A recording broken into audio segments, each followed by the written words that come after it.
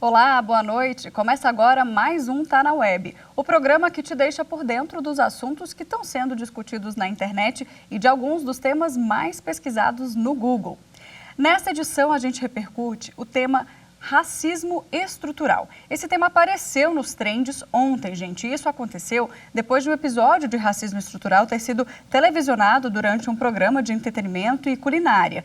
O que aconteceu foi o seguinte, vou explicar para vocês. Uma apresentadora pediu para que uma cozinheira negra, que era convidada desse programa, e tinha ido lá para ensinar a fazer uma receita de cocada, servisse todos os presentes. Então, esse caso aí acendeu a discussão na internet. Aí, como sempre, a gente teve todo tipo de comentário que você pode imaginar.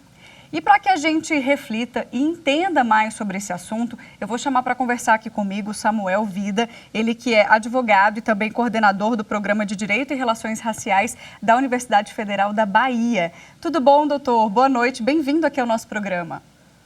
Boa noite, Mariana. É um prazer participar do programa. Bom, doutor, vamos lá. Esse caso, então, tomou conta das redes sociais. Muita gente falando que sim, foi um caso de racismo estrutural. Outras pessoas não conseguiam entender e não enxergavam, como racismo estrutural. Então, eu queria que você começasse explicando para a gente como que a gente pode definir, o racismo estrutural. Existem características que a gente pode identificar o ato de alguém para que seja enquadrado nessa questão de racismo estrutural? Bom, para falar do racismo estrutural, é preciso considerar, antes, a complexidade do racismo como fenômeno social, como fenômeno que atravessa a história da humanidade. O racismo não é um acontecimento pontual que se verifica exclusivamente pela escolha de um indivíduo ou por um comportamento malévolo, determinado por algum tipo de ação moral.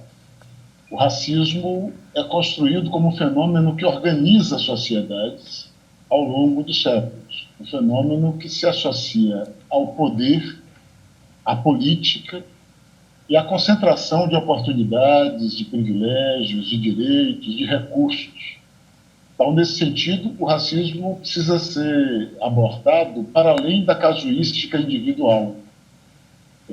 É nesse contexto que surge a conceituação, inicialmente no debate acadêmico e político do movimento negro norte-americano e, mais recentemente, no Brasil, de considerar o racismo como um fenômeno estrutural, como um fenômeno que está, digamos assim, na base da organização da sociedade, das instituições, das estruturas políticas e privadas que conduzem o funcionamento da sociedade. Então, nesse sentido, o racismo estrutural é exatamente a constatação de que há causas aparentemente invisíveis, mas que estão, desde muito tempo, impregnadas nas dinâmicas institucionais, nas dinâmicas culturais e que afetam a vida das pessoas negras, levando a que as pessoas brancas tenham privilégios naturalizados, sejam detentoras de vantagens que são apresentadas como decorrentes, ora do mérito, ora de algum outro fenômeno, mas que quando a gente escava um pouco mais, a gente percebe que há uma série de fatores que induzem aqueles privilégios. Ora, falando especificamente deste episódio ocorrido na TV brasileira, o que nós podemos verificar é que há uma espécie de naturalização do papel de serviçal para aquela mulher que é, antes de tudo, uma profissional, uma quituteira, uma cozinheira, uma mulher com conhecimento especializado, por isso ela é chamada para o programa, mas no momento em que é preciso ou cogitado o ato servil de atuar como garçom, como garçonete, automaticamente a apresentadora delega à sua convidada esta função. Sim. Ora, por que surgiu o debate sobre uma manifestação que pode ser associada ao racismo estrutural? Porque há uma espécie de preconcepção que determina qual seria o lugar daquela mulher negra naquele espaço, naquele ato. O ato servil caberia automaticamente a ela. Vejam, a apresentadora, inclusive, pega a bandeja no primeiro momento. Sim, no primeiro momento, E a curiosidade é por que ela própria não serve. Qual o problema dela, tendo, inclusive, pegado a bandeja e divulgado o trabalho daquela cozinheira, por que ela não serve? Por que ela designa Samuel, aquela senhora? Pois não? Eu vou aproveitar porque eu separei algumas frases, né, que a gente tirou dessa discussão da internet, justamente para a gente refletir aqui, porque esse é o caso, para que a gente consiga explicar, né, essa situação e realmente refletir sobre o que a sociedade está pensando e interpreta de qual forma. Então, eu vou citar aqui algumas frases. Por que a jornalista branca, que já estava com a bandeja de cocada, não pôde servir os convidados? Por que a apresentadora, né, ela fala assim, vem cá fazer as honras da casa, sendo que, na verdade, quem apresenta o programa é a jornalista. Então, teoricamente, as honras da casa seriam feitas pela jornalista e não pela convidada, né? Então, é interessante a gente ver esse diálogo na internet e como que isso pode contribuir também para a sociedade conseguir entender esse outro lado. Perfeito. O racismo estrutural condiciona as pessoas a agirem a partir de expectativas pré-definidas. Eu sou professor há 22 anos na Universidade Federal da Bahia e ainda hoje, eventualmente, eu me deparo com pessoas que me confundem com funcionário, me confundem com o servidor técnico, porque tem uma dificuldade de reconhecer uma faculdade de Direito centenária, uma das mais tradicionais do país, um homem com a minha característica como professor de Direito. Então, é nessa dimensão que o racismo estrutural, em situações como esta, se apresenta como um fator remoto que legaliza, legitima, normaliza comportamentos preconceituosos, preconcebidos, definindo atribuições pelo que o imaginário social atribui como papéis, como funções, e automatizando determinados comportamentos. Não há nenhum problema em servir os quitutes. O problema é a forma como se constrói a designação daquela pessoa para a tarefa. Então, nós temos ali uma situação típica que mostra como o racismo é profundo, como ele está impregnado no dia a dia, como ele integra o imaginário societal e, portanto, precisa ser discutido, precisa ser refletido para que nós possamos superá-lo. E só para a gente fechar, né, a conclusão desse caso específico que a gente trouxe aqui como gancho para o programa, como é que acabou, né, essa cena? Logo depois, né, da apresentadora ter falado isso e ter entregue a bandeja de doces à cozinheira que era negra e tinha feito as cocadas, um outro apresentador do programa, negro, né, que sabe muito bem dessa dor, que sabe muito bem o que significa, tem voz própria para falar, né, disso, interrompeu e disse que ela não iria servir ninguém, que ele iria ser o garçom ali, ela iria só apontar quais pessoas deveriam comer a cocada. Então, numa brincadeira ali, ele conseguiu ainda transformar aquele ambiente. E a jornalista que, no caso, causou essa situação, pediu desculpa, assumiu que errou, né? E a gente está diariamente, né, Samuel, com esses casos cada vez mais comuns, porque a internet também tem disso, né? As redes sociais hoje viralizam posts e comentários e falas e vídeos numa velocidade absurda. Então, às vezes, o que antes não tinha tanto destaque, hoje a gente consegue explicar e mostrar para a sociedade qual que é a importância de debater cenas como essa. Exatamente. A atitude do apresentador negro foi muito oportuna e mostrou, né, de maneira sutil e elegante, o despropósito da iniciativa da apresentadora. E contornou a situação do ponto de vista imediato, possibilitou essa reflexão. Eu chego a imaginar que talvez sem a sua intervenção, muitas pessoas sequer tivessem percebido a delicadeza daquela situação e tivessem aceitado como normal. Até porque no imaginário brasileiro, a mulher negra está sempre associada a funções serviços. Ela não está associada a papéis de comando, a representações de prestígio e de reconhecimento. Então, é possível que, sem a sua intervenção, aquela cena passasse como uma cena normal, uma mulher negra servindo pessoas brancas naquele auditório.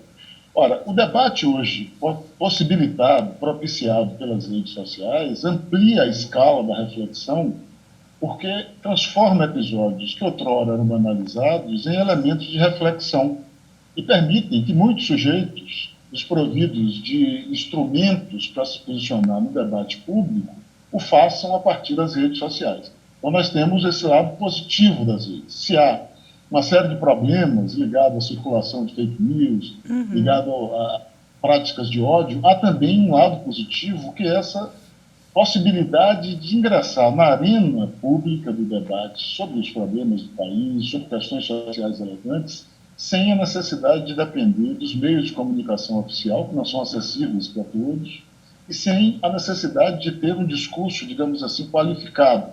As redes sociais possibilitam que qualquer cidadão opine, coloque em debate sua posição, seu entendimento, sem precisar ser um especialista.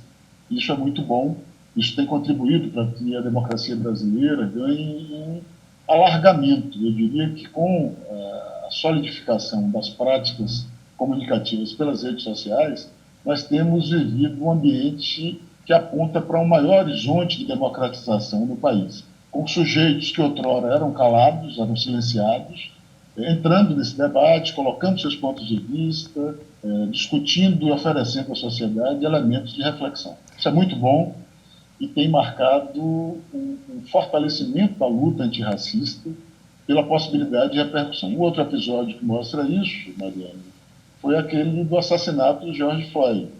Se não houvesse o registro pela câmera de celular e a reprodução pelos meios das redes sociais, nós não teríamos, talvez, sequer tomado conhecimento daquele episódio.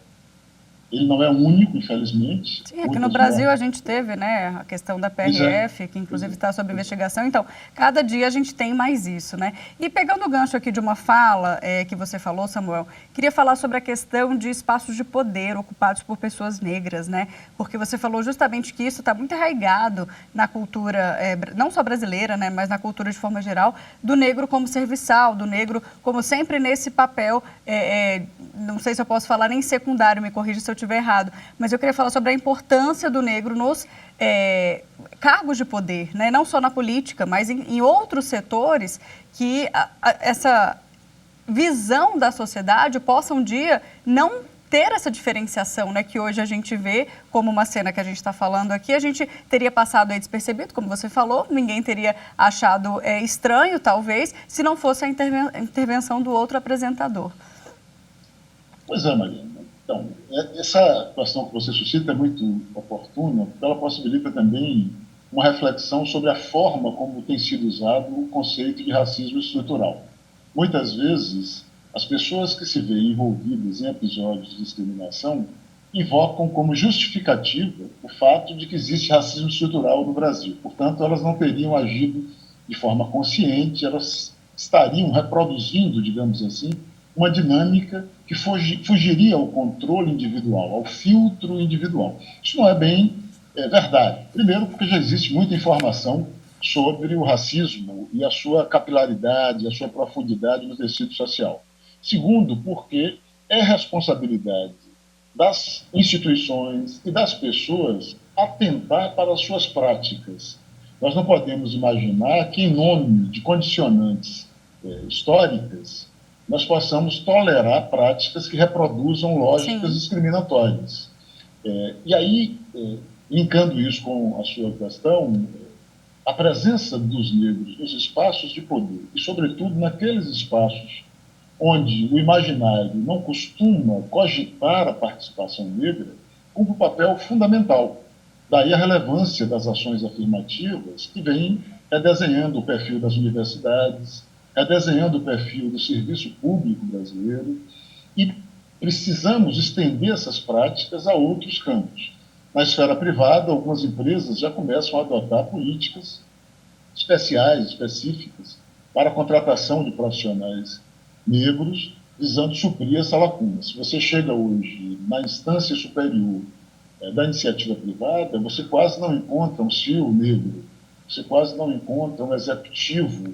E há pessoas qualificadas. Se antes falavam que não existiam negros qualificados pela ausência no ensino superior, hoje, depois de 20 anos de experiência de cotas, nós temos mais de uma geração de profissionais extremamente qualificados que acabam não tendo oportunidade por esta lógica estrutural, institucional, que bloqueia o acesso das pessoas negras. Então, é fundamental para o combate ao racismo que essas políticas encontrem abrigo, se reproduzam, se fortaleçam, inclusive na esfera privada. Não há nenhum impedimento de que empresas privadas adotem como parte de sua postura ética e dos seus princípios organizacionais o reconhecimento da diversidade e, particularmente, o reconhecimento da necessidade de incluir as pessoas negras, que são a maioria desse país, segundo os dados demográficos, e que, mais do que maioria demográfica, construíram e constroem esse país cotidianamente.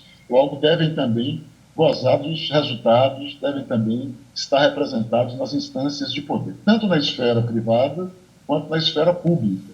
Há algum movimento no âmbito eleitoral prevendo candidaturas negras e distribuição de recursos para essas candidaturas, que já dá um passo importante nessa direção, mas isso precisa ser mais amplamente disseminado e apoiado, debatido, né, pela sociedade, para que nós possamos avançar efetivamente no combate ao racismo. O racismo não é um problema do passado em sociedades como a brasileira. O racismo é um desafio do cotidiano. Quando uma pessoa como Genivaldo é assassinada por policiais rodoviários federais, numa ação visivelmente exorbitante, ilegal, abusiva, e sequer temem serem filmados, porque eles tinham consciência que estavam sendo filmados. Isso mostra como, por exemplo, as forças de segurança atuam no país, quase sempre por uma lógica de considerar as pessoas negras não só como suspeitas, mas como inimigas, como não cidadãos, como pessoas que podem ser abordadas e violentadas de forma absolutamente extralegal. Fenômenos como este se associam a outros tantos que marcam o racismo no país, não só no plano da violência das forças de segurança, mas no dia a dia. Se você percebe a extrema pobreza no Brasil, você descobre que ela tem cor e raça, e gênero, é basicamente de mulheres negras e pessoas negras. Se você vai para o analfabetismo, se você vai para os que estão privados de acesso a saneamento básico, os que estão fora do mercado de trabalho, os que sofrem exclusões simbólicas, porque não se veem refletidos nos meios de comunicação, nos programas jornalísticos, você vai se deparar sempre com a variável da exclusão racial. Portanto, é um problema do presente, é um desafio que põe em risco a própria democracia e que pode ser enfrentado com o esforço de todos. Não é um problema só dos negros, é um problema que deve mobilizar esforços de todas as pessoas que acreditam na possibilidade de construção democrática desse país. Samuel, eu adorei o nosso bate-papo. Infelizmente, o nosso tempo aqui estourou. Queria continuar falando com você sobre esse tema, porque é muito legal trazer essa reflexão, né? Não só aqui para dentro da TV, mas para todo mundo que está assistindo a gente. Então, quero te agradecer e ficar o convite aí para você participar mais vezes com a gente para falar sobre esse tema, tá? Boa noite. Boa noite, eu agradeço também pela oportunidade. Parabenizo o programa pelo debate oportuno. Obrigada, Samuel. Bom, você aí de casa, volta aqui comigo para as telas do Google, porque a gente vai saber quais foram os outros assuntos, né, que foram pesquisados durante a semana na internet. Vamos lá? Começando, então, com uma boa notícia para os concurseiros de plantão. Concurso INSS foi uma das trends de segunda-feira, porque o governo federal autorizou o concurso público que vai oferecer aí 1.000 vagas de técnico do Seguro Social. E essa nem é a quantidade ideal, né, para suprir o déficit, né, mas já ajuda. A escolha da banca deve sair aí em 60 dias. E esse cargo de técnico do Seguro Social é para nível médio e tem salário aí aproximado de R$ 6.500. Baita oportunidade, né? Outro destaque que a gente traz é Bitcoin. De novo, gente, Bitcoin nos trends. A criptomoeda vem desvalorizando aí há dias, né? O Bitcoin foi negociado a menos de $21 mil nessa terça-feira. A criptomoeda, ela não é negociada abaixo dos $20 mil desde dezembro de 2020. Então, muito tempo atrás. E algumas empresas de cripto já estão até anunciando demissões. Então, se você é investidor aí, atenção, porque o momento econômico é crítico. E ainda falando sobre esse assunto, sobre economia, tivemos também Fed nos trends, né? Banco Central dos Estados Unidos, é o Fed, entre os temas mais pesquisados, depois que eles anunciaram aí a elevação da taxa, né, do país em 0,75 pontos percentuais, chegando a 1,75%. Esse é o maior aumento desde 94. E esse movimento ele já era esperado, né, por alguns especialistas como uma tentativa de enfrentar a inflação que está por lá também, mais ou menos na mesma linha do que acontece aqui com a Selic, né, e o Banco Central sempre vindo no aumento crescente, né, da Selic na tentativa também de driblar a inflação. A gente faz agora uma rápida pausa no intervalo. Depois do intervalo eu volto então com mais informações. Não saia daí.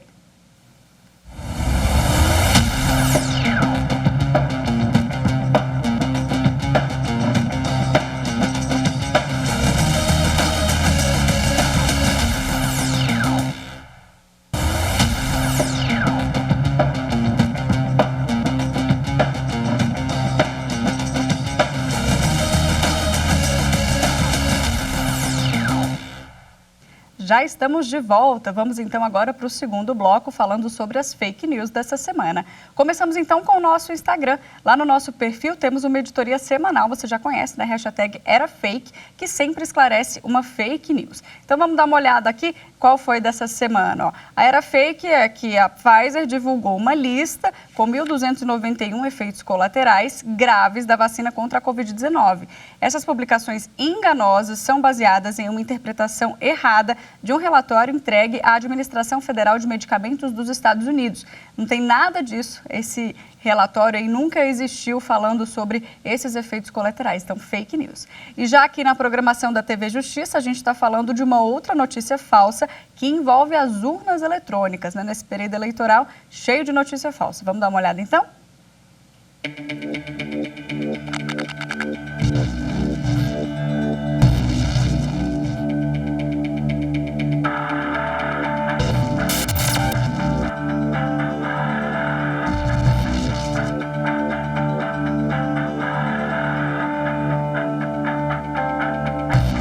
Voltou a circular na internet um vídeo de um homem que mostra um dispositivo, um pendrive, que seria capaz de transferir votos de um candidato para outro em urna eletrônica. As urnas eletrônicas, vale lembrar que elas não funcionam conectadas a nenhum tipo de rede de internet. Não é por essa via que se dá a transferência das informações. As informações ficam, de fato, armazenadas em pendrives, porém esses pendrives eles são exclusivos e validados pela Justiça Eleitoral. Então, o dispositivo qualquer não seria capaz de alterar essas urnas. O software da Justiça Eleitoral reconheceria esse tal dispositivo intruso e bloquearia qualquer tipo de ação. Isso explicando de uma forma bem geral. São várias etapas de segurança para que tudo ocorra conforme o previsto. Bom, diante de notícias com muita repercussão, a gente sempre tem que checar as fontes, procurar informações, nesse caso informações de como funciona o processo eleitoral, porque tudo faz sentido, está tudo explicado, está tudo disponível para a gente aprender. Pois é, vamos falar sobre isso então com a Evelyn Mello, que é advogada e também sabe tudo de direito eleitoral, já está aqui comigo. Boa noite, Evelyn, tudo bem? Boa noite a todas e todos e boa noite a todos.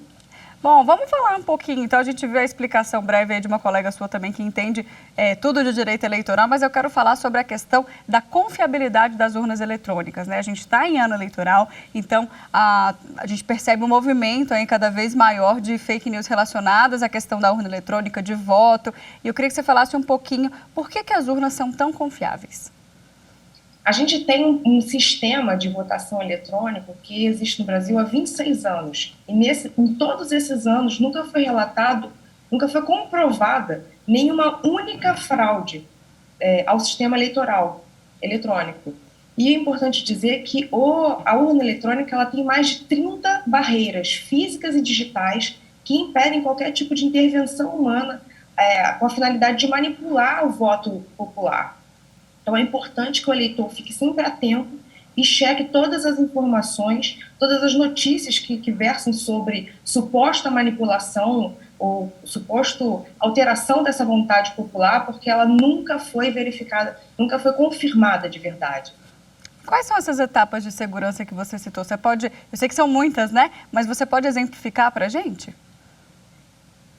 No dia mesmo da eleição, o eleitor pode acompanhar, o Ministério Público acompanha, os partidos políticos acompanham, a OAB, até as Forças Armadas. É impresso a zerésima, que é um documento que mostra que a urna está zerada, que não tem nenhum tipo de informação infectada na urna, e ao final da eleição, o boletim imprime-se outra zerésima, depois do boletim de urna, para mostrar que toda a votação já foi apurada e depois não sobrou mais nenhuma informação.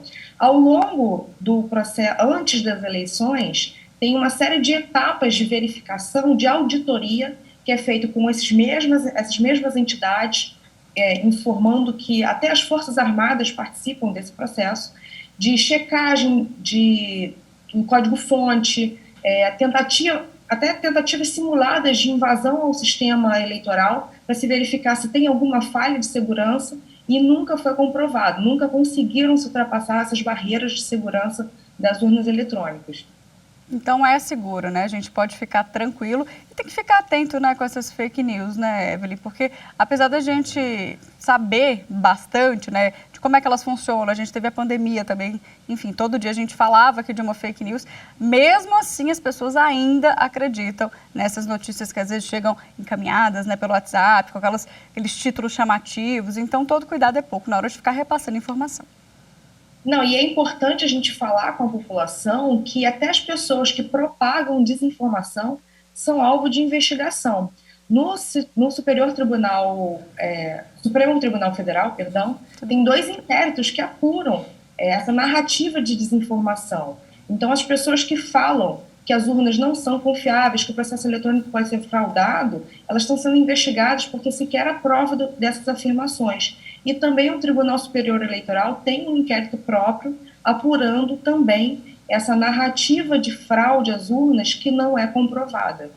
Tá certo, Evelyn. Até alertar a população que propagar essa desinformação pode sujeitar essa pessoa a ser possivelmente investigada também. Sim, verdade. Obrigada pelos seus esclarecimentos aqui. Muito obrigada e boa noite. Boa noite. Bom, gente, é isso. Eu vou ficando por aqui, então. Não deixe de acompanhar as nossas redes sociais. A gente tem Instagram, Twitter, YouTube, Spotify. Volto na semana que vem, então, com mais assuntos da web para você, viu? Até lá.